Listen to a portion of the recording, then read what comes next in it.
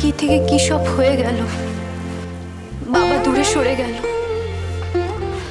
লেখাপড়া, খেলাধুলো, সব সুখ যেন জীবন থেকে চলে গেল।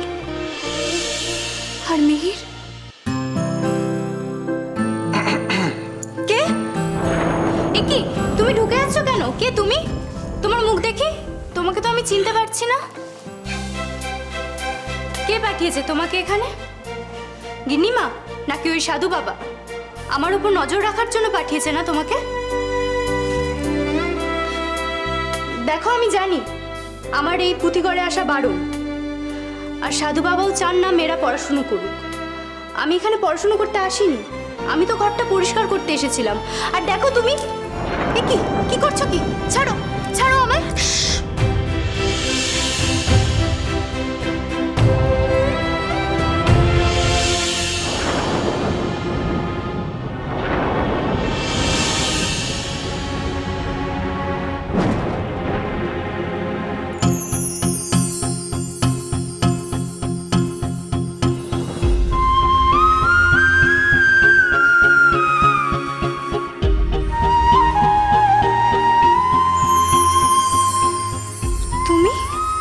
এসব কি? তুমি এই অবস্থায় পুঁথিঘরে এইভাবে? আমি তো কিছুই বুঝতে পারছি না। আস্তে, কেউ শুনতে পেলে তো কেলেঙ্কারি হয়ে যাবে।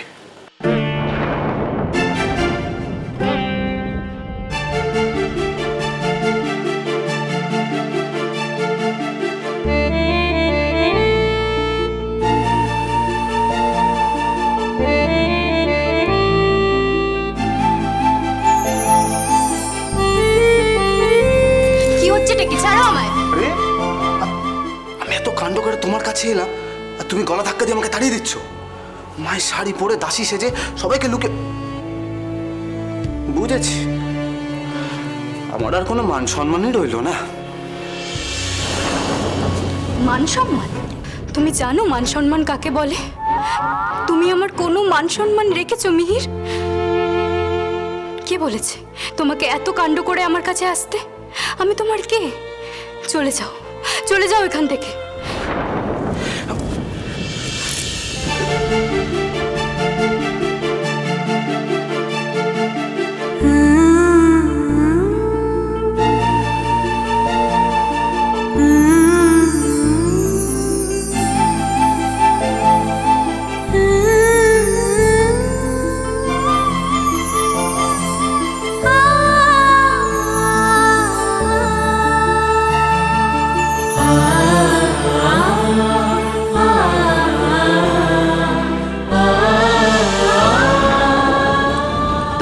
কোনো সই নেই, আমাকে সই বলে ডাকবে না তুমি। তাই? হ্যাঁ তাই। তোমার জন্য 7 বছর ধরে অপেক্ষা করে থাকার পর তোমার সই মরে গেছে। তুমি নিজের হাতে তাকে মেরে ফেলেছো।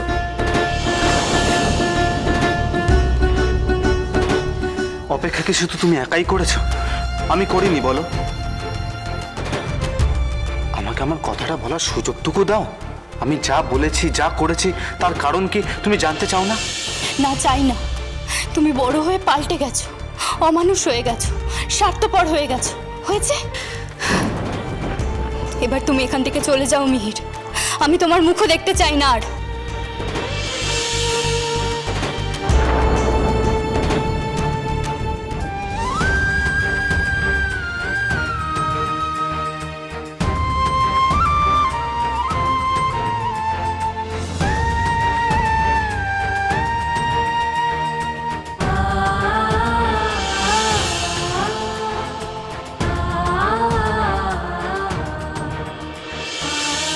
না, আমি কোথাও যাব না, আর তুমিও কোথাও যাবে না।